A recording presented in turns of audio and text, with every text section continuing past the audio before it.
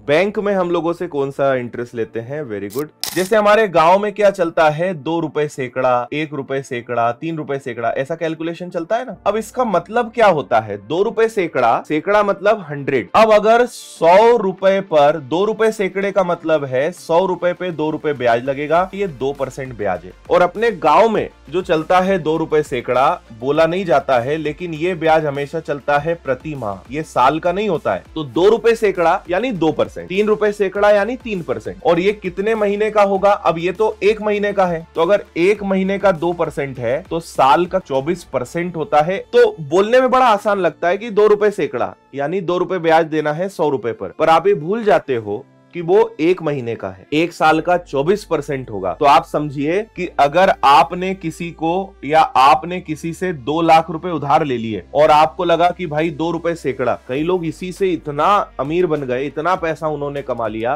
क्योंकि जिसको दिया कई बार उसको पता ही नहीं कि कैलकुलेशन कैसे होता है। अगर सामने वाले की और ज्यादा मजबूरी है तो वो 2 रुपए सैकड़ा को क्या कर देते हैं, 3 रुपए सैकड़ा। 3 की जगह मैंने कई बार देखा है 4 रुपए सैकड़ा भी चलता है। अब सोचिए 4 रुपए सैकड़ा का मतलब हुआ 4% 1 महीने का, और 12 महीने का कितना? तो 12 महीने का हो गया 48%। तो सामने वाले की बहुत मजबूरी थी, उसके यहाँ कोई बीमार था, उसके यहाँ शादी थी, या कुछ रीजन से उसने किसी साहूकार से 2 लाख रुपए उधार ले लिए 4% पर, 4 रुपए सैकड़ा पर। तो आपको पता है 48% ब्याज देना पड़ेगा। 48% का मतलब क्या हुआ? 1 साल का बता रहा हूं मैं। 2 जीरो से आपके 2 जीरो कटे, 48 का दुगना हो गया 96, और इसके आगे लग गए 3 जीरो, यानी 2 लाख रुपए में 96,000 जुड़ेगा। तो सामने वाले को कितना वापस करना पड़ेगा? 2,96,000, यानी 3 लाख में बस 4,000 रुपए कम। ये इतना खतरनाक। तो लगता बड़ा छोटा सा है, लेकिन कई लोग ब्याज पे पैसा दे दे के ही बहुत बड़े बन गए हैं, क्योंकि कितना इससे अच्छी क्या कमाई होगी। आपको अभी लगेगा कि ये तो बढ़िया है, जब दूसरी चीजों से कंपेयर करोगे, आपका जो बचत खाता होता है, सेविंग्स अकाउंट होता है, अगर बैंक में जमा करोगे तो 4% मिलता है, लेकिन साल का अगर आपके खाते में 2 लाख रुपए है, 1 लाख रुपए है, 50,000 रुपए है, तो आपको जो बैंक में ब्याज मिलता है, बचत खाते में जो ब्याज मिलता है, वो 4% मिलता है। यहाँ आप 4% ले रहे हो लेकिन महीने का, और बैंक आपको 4% दे रही है साल का। तो 2 लाख रुपए अगर आपके खाते में जमा है तो साल में कितना ब्याज मिलेगा पता है? 8,000 रुपए। 2 लाख का 4% कितना हुआ? 8,000 रुपए। यही 2 लाख रुपए आपने गांव में ब्याज पे चला दिया 4% की दर पर, तो आपको 48% ब्याज मिलेगा, 93,000 मिलेगा। तो कहां 8,000 और कहां 93,000? आप यही चीज एफडी पे जाओगे, एफडी में अभी थोड़ा सा ठीक ठाक ही हुआ है, तो एफडी में 8% मिलेगा। अब ये भी 8% साल होता है। तो आपने अगर 2 लाख रुपए की एफडी बना दी तो आपको 2 लाख का 8% यानी 16,000 रुपए मिलेगा। ये साल का है, खाते में पैसा पड़ा है, तो 2 लाख का 4% 8,000 रुपए 1 साल का ब्याज मिलेगा। एफडी बना दी,